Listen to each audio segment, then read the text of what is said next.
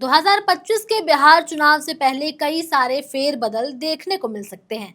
जैसा कि सभी को पता है कि बिहार में जाति की राजनीति खूब होती है।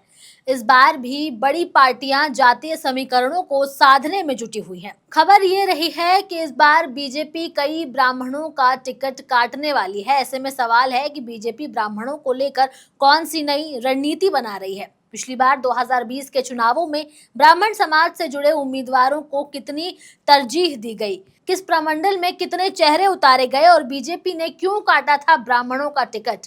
आगे आने वाले चुनावों में बीजेपी की रणनीति क्या होगी, इन सभी सवालों के जवाब हम देंगे। मगर उससे पहले आप हमारे चैनल द हिंदी टॉप को सब्सक्राइब जरूर कर लें, साथ ही बेल आइकन दबाना ना भूलें ताकि आप तक पहुंचे हर खबर सबसे पहले। एक रिपोर्ट के मुताबिक बिहार विधानसभा चुनाव 2020 में भाजपा ने अपने कोटे के 110 सीटों पर अपने आधार वोट बैंक का ख्याल रखते हुए ही उम्मीदवार उतारे थे। पार्टी ने अपने कोर वोट बैंक सवर्ण और वैश्यों को मिला करके आधे से अधिक 65 को चुनावी मैदान में उतारा था, जिसमें से अकेले 50 सवर्ण तो 15 उम्मीदवार वैश्य थे। सवर्ण उम्मीदवारों में से 21 क्षत्रिय, 15 ब्राह्मण समाज से है।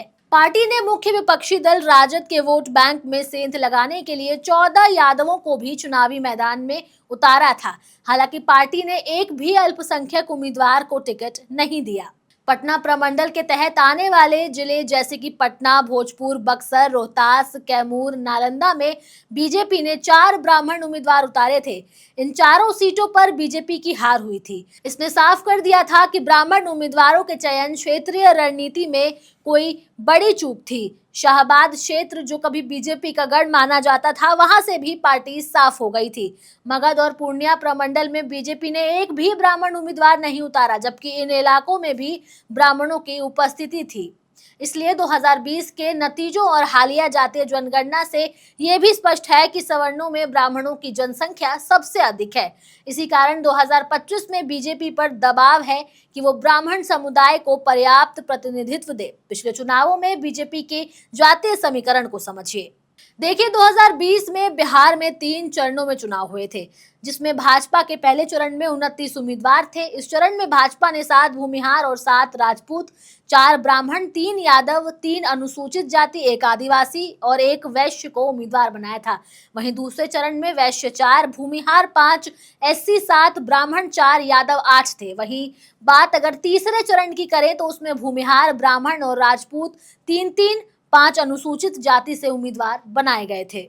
वहीं 2024 के लोकसभा चुनावों में जिन जिन क्षेत्रों में ब्राह्मण उम्मीदवारों की उपेक्षा हुई, वहां पार्टी को भारी नुकसान झेलना पड़ा, खासकर शाहबाद क्षेत्र में जहां सभी सीटें पार्टी हार गई थी। इसलिए ब्राह्मणों की नाराजगी को बीजेपी हल्के में नहीं ले सकती है। ब्राह्मण समाज से बीजेपी का रिश्ता परंपरागत रूप से मजबूत रहा है, लेकिन 2020 के चुनावों में टिकट बांटने की रणनीति से लेकर के चुनावी नतीजे तक ब्राह्मणों को लेकर के कई सवाल खड़े हुए हैं। 2025 की तैयारी के दौरान पार्टी को ये संतुलन साधना होगा कि समाज को प्रतिनिधित्व भी दे और जिताऊ उम्मीदवार भी चुने। फिलहाल आनंद मिश्रा जैसे नए चेहरे पार्टी में आ सकते हैं। हाल ही में उन्होंने जन स्वराज पार्टी को छोड़ा है। वहीं मिथिलेश तिवारी जैसे पुराने चेहरे भी दोबारा मौके की तलाश में जुटे हैं। ब्राह्मण राजनीति बीजेपी की रणनीति में निर्णायक साबित हो सकती है। बस शर्त यही है कि पार्टी इस बार आंकड़ों और जमीनी हकीकत को समझे। आपको क्या लगता है, इस बार बीजेपी ब्राह्मणों को फिर से नजरअंदाज करेगी? अपने विचार आप हमें कमेंट करके जरूर बताइए। आपके जवाब का हमें इंतजार रहेगा। मैं आपके साथ अनु चतुर्वेदी, कैमरे के उस पार मेरा साथ दे रहे थे मेरे साथी शिव कुमार।